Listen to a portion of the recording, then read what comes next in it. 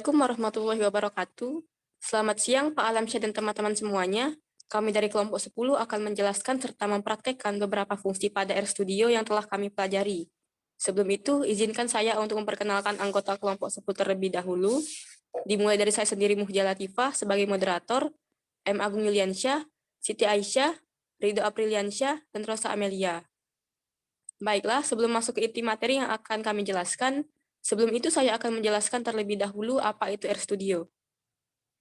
RStudio sendiri merupakan software yang digunakan untuk mempermudah menulis dan menggunakan bahasa R. R sendiri ialah bahasa pemrograman dan perangkat lunak untuk analisis statistika dan grafik. Jika bahasa R adalah mesin, maka RStudio merupakan interface-nya. RStudio juga merupakan Integrated Development Environment atau IDE untuk R. Ini mencakup konsol, editor penyorotan sintaks yang mendukung eksekusi kode langsung, serta alat untuk merencanakan, riwayat, debugging, dan manajemen ruang kerja. Sehingga RStudio sendiri tersedia dalam edisi open source dan komersial, serta dapat berjalan di desktop, atau di browser yang terhubung ke RStudio Server atau RStudio Server Pro. Adapun kegunaan dari RStudio ini ialah ia menyediakan mekanisme untuk menjalankan fungsi R secara interaktif dari dalam IDE melalui menu edits. Ini memungkinkan paket untuk memasukkan graphical user interfaces untuk peningkatan aksesibilitas. Serta RStudio juga memudahkan kita untuk berkomunikasi dengan R sehingga kita bisa menjalankan fungsi-fungsi statistika dan data science. Baiklah, setelah kita mengenal apa itu R dan RStudio, langsung saja kita masuk ke inti materi yang akan kami paparkan, yaitu terdapat 3 materi. Yang pertama yaitu mengenai install paket data, yang kedua mengenai fungsi inverse, dan yang terakhir mengenai fungsi options. Baiklah, untuk materi yang pertama mengenai install paket data akan dipaparkan dan dipraktekkan oleh Rosa dan Aisyah. Kepada Rosa dan Aisyah, waktu dan virtual dipersilahkan. Terima kasih moderator atas kesempatannya. Di sini saya akan menjelaskan singkat tentang menginstal paket data. Semua program itu dikemas dalam bentuk paket atau package, yang kemudian bisa disertakan dalam setiap analisis data yang kita lakukan. Lalu pada dasarnya, package itu berisi beberapa fungsi. Misalnya untuk menganalisis ratusan bahkan ribuan tabel dalam format ASCII, CSV, atau lain sebagainya. Kemudian dalam perkembangannya, ribuan R package di CRAN atau The Comprehensive Archive Network sudah dibuat dan siap untuk diunduh dan kemudian digunakan. Ada beberapa cara dalam menginstal paket data ini, yakni dengan cara pertama, menulis paket datanya di script, dan cara yang kedua yaitu dengan menu bar. Kemudian cara untuk menginstalnya akan dipraktekkan langsung oleh rekan saya, Siti Aisyah.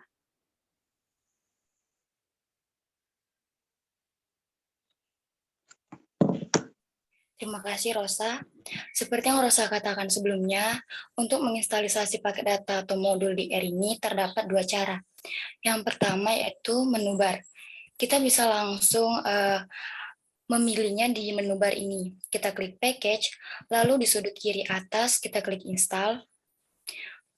Kemudian teman-teman pilih repository CRAN pada install from, lalu di kolom package, teman-teman ketik nama modul atau paket data yang ingin teman-teman install. Untuk sebagai contohnya, kita pilih string. String sendiri ini untuk karakter, juga untuk kumpulan proses pencarian pola karakter, teks, bahasa, seperti peformatan dan juga penguraian, serta banyak lagi lainnya. Jika sudah, teman klik install, kemudian ditunggu. Untuk hasil dan prosesnya, teman-teman bisa lihat di konsol.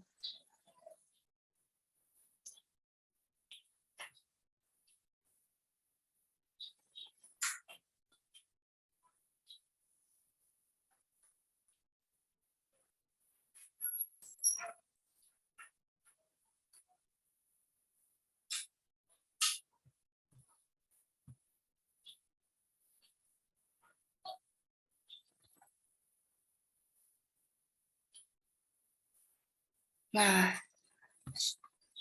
jika sudah sukses akan ada tulisannya. Dan untuk cara kedua sendiri, yaitu menulisnya di R script.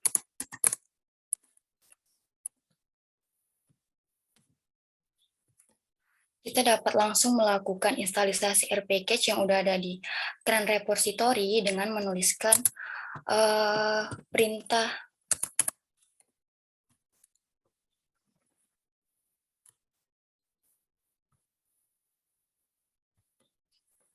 Kemudian di sini teman-teman ketik nama paket atau modul yang teman-teman ingin install. Tidak lupa menggunakan tanda titik 2. Kemudian dieksekusi. Sama saja hasilnya akan ada di konsol.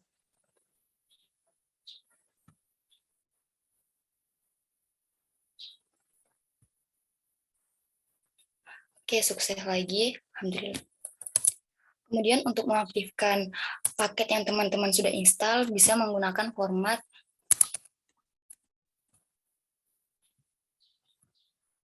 di sini teman-teman ketik nama paket yang sudah teman-teman install sebelumnya.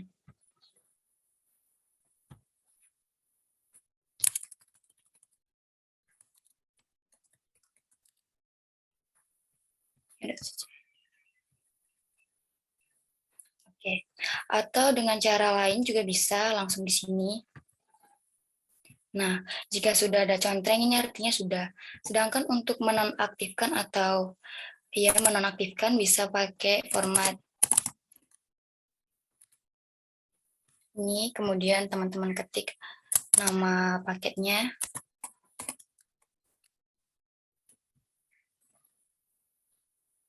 Kemudian, pakai ini ya teman-teman, tadi ternyata ada yang salah, maaf. Baiklah, mohon maaf atas kesalahannya. Begitulah paparan dari saya dan juga Rosa. Saya kembalikan ke moderator. Terima kasih. Baiklah, terima kasih kepada Rosa dan Aisyah yang telah menjelaskan serta mempraktekkan paket data dengan baik.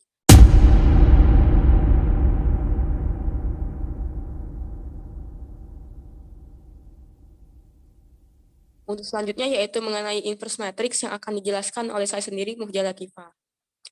Seperti yang kita ketahui, inverse suatu matriks itu hanyalah kebalikan dari matriks seperti yang kita lakukan dalam aritmatika normal untuk satu angka yang digunakan untuk menyelesaikan persamaan dalam menemukan nilai variabel yang tidak diketahui. Inverse suatu matriks juga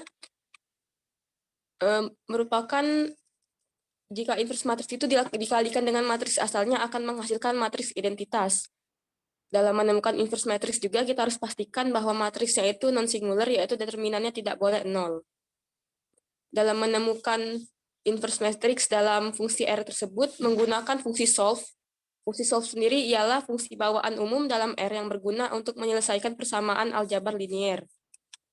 Langkah-langkahnya yaitu, yang pertama itu kita membuat 3 vektor yang berbeda, terus 3 vektor tersebut kita satuin menggunakan R-bin, lalu print hasil data R-bin tersebut, kemudian baru gunain fungsi solve buat di inverse matriksnya.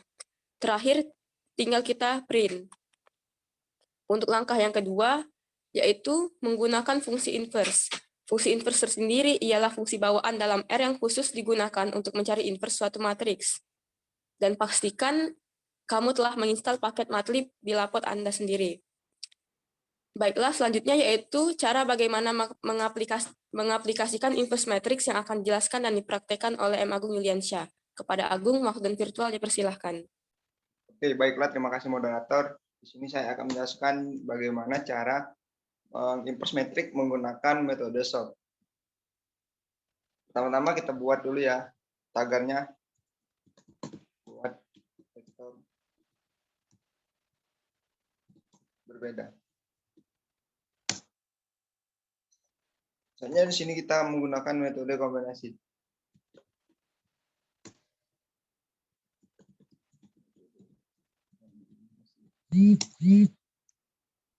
Seperti biasa, sebelum kita menginverse matrix, yang pasti kita harus mempunyai bilangannya dulu ya teman-teman. Di sini saya menggunakan bilangan inverse matrix ordo 3x3. Langsung saja kita buat bilangannya. Kita menggunakan A1, strip panah kiri, strip, terus C, buka kurung. Kita buat contoh bilangannya, misalnya contohnya 3, 2, 5. Udah, kita run dulu. Oke. Selanjutnya buat bilangan yang kedua. Strip A2, panda kiri strip C. Kita buat lagi nih contohnya, misalnya 2, 3, 2.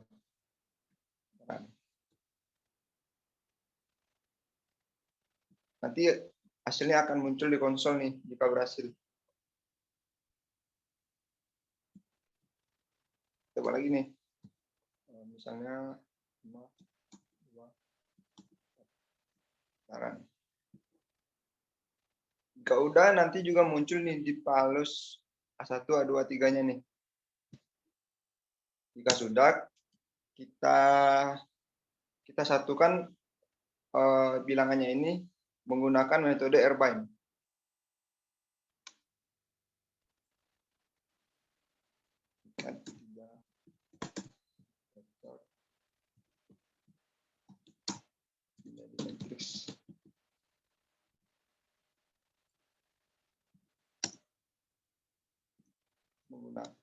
Kita menggunakan R-bind ya, metode R-bind.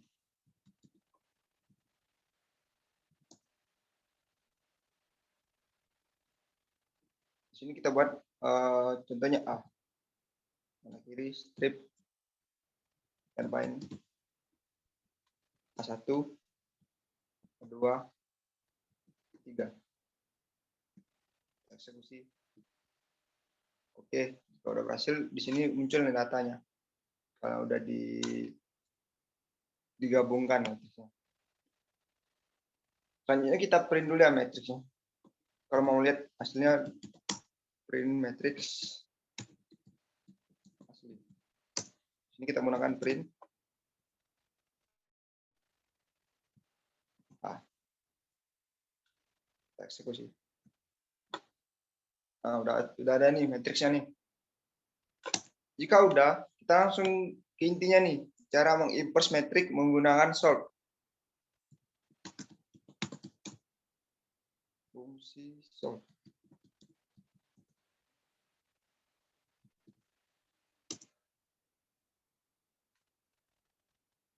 Rumus dari fungsi sort sendiri yaitu T1. Panah kiri strip sort.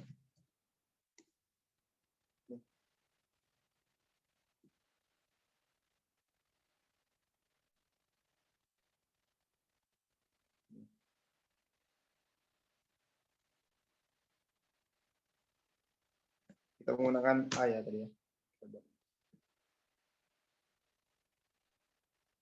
Oke, jika udah muncul nih di environment T1 ininya hasilnya. Nah, inilah teman-teman cara mengimpers metrik menggunakan metode sort. Mungkin itu saja penjelasan dari saya. Saya kembalikan ke moderator. Baiklah, terima kasih kepada Agung yang telah menjelaskan serta mempraktikkan fungsi inverse matrix dengan baik.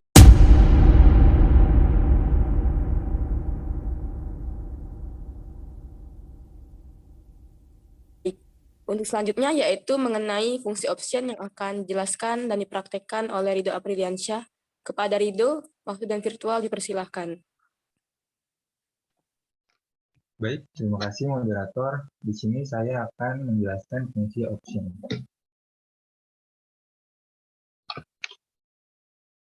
Fungsi option berfungsi untuk mengizinkan pengguna untuk mengatur dan memeriksa berbagai opsi global yang memengaruhi cara R menghitung dan menampilkan hasilnya. Di sini kita bisa menggunakan fungsi option dengan cara yang pertama,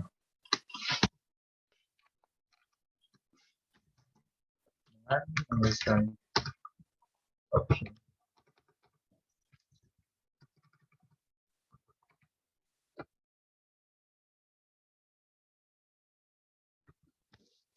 Yang kedua, kita juga bisa menggunakan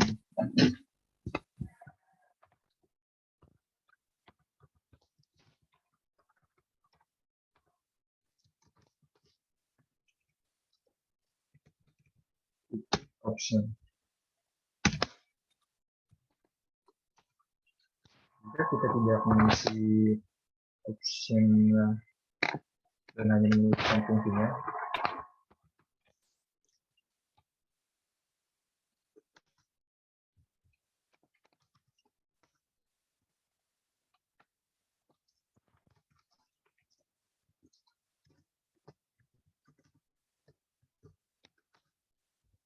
maka di sini akan terlihat opsi yang ada di dalam fungsi option. Itu yang terlihat di konsol.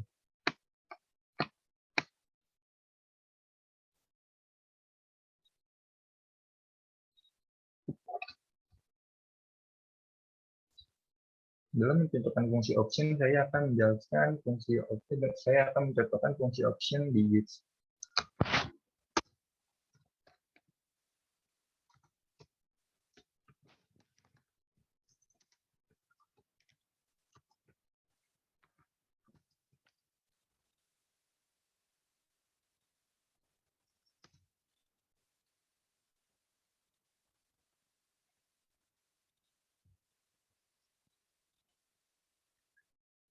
Digits berfungsi untuk menentukan jumlah angka di belakang koma.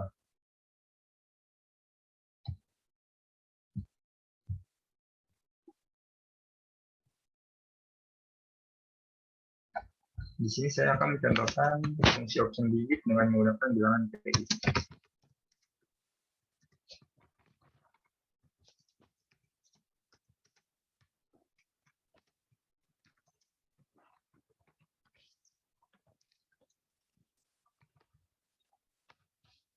Ini saya akan mencontohkan dalam bilangan PI tertulis 3,14115926553 dan seterusnya.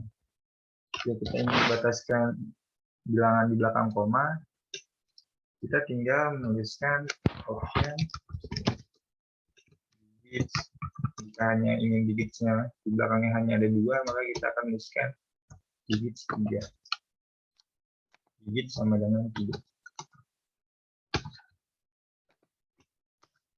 Jika sudah berhasil, di konsol akan tertulis seperti ini. Ini saya akan coba untuk bilangan.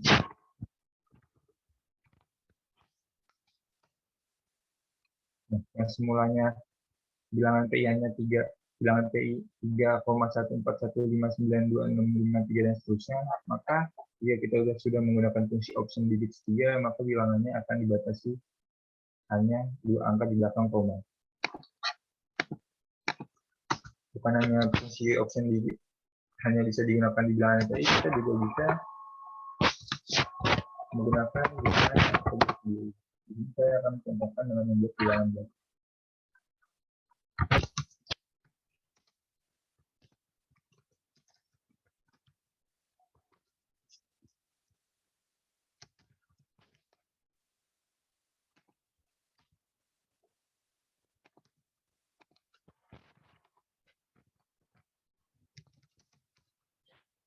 Ini saya akan menceritakan dengan membuat bilangan baru yang bernama ABCD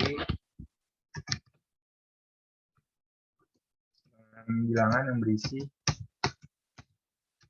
1,21212121. Jika bilangan sudah terbuat, maka di global information akan tertulis bilangan ABCD numerik 1, value-nya 1,21, 21, 21, dan seterusnya. Jika kita hanya ingin membatasi bilangannya hanya 4 di belakang koma, maka kita tinggal menuliskan option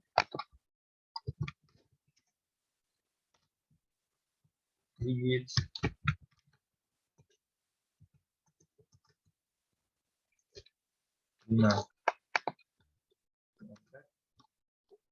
Jika sudah di konsol tertulis seperti ini, maka kita tinggal memprint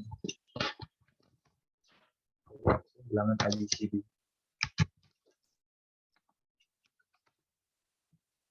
Bilangannya semua 1,21212121 seterusnya, maka jika kita sudah menggunakan option digit 5, maka akan dibatasi hanya 4 angka di belakang koma, seperti di bawah ini di konsol. Fungsi option digit hanya berguna untuk bilangan, hanya berguna untuk bilangan. Tidak bisa digunakan untuk karakter. Mungkin itu saja yang bisa saya jelaskan tentang fungsi option. Saya kembalikan ke moderator. Baiklah, terima kasih kepada Rido yang telah menjelaskan serta mempraktekkan fungsi option dengan baik. Untuk selanjutnya yaitu mengenai kesimpulan. Setelah menyimak semua pemaparan yang telah dipaparkan oleh anggota kelompok 10 tadi, dapat diambil kesimpulan bahwa dalam penginstalan data, mencari inverse matrix maupun mencari fungsi option, haruslah kita mengingat setiap step dan rumus yang telah ada, serta jangan keliru terhadap rumus itu sendiri, agar hasil yang didapat bisa sesuai dan tidak terjadinya error.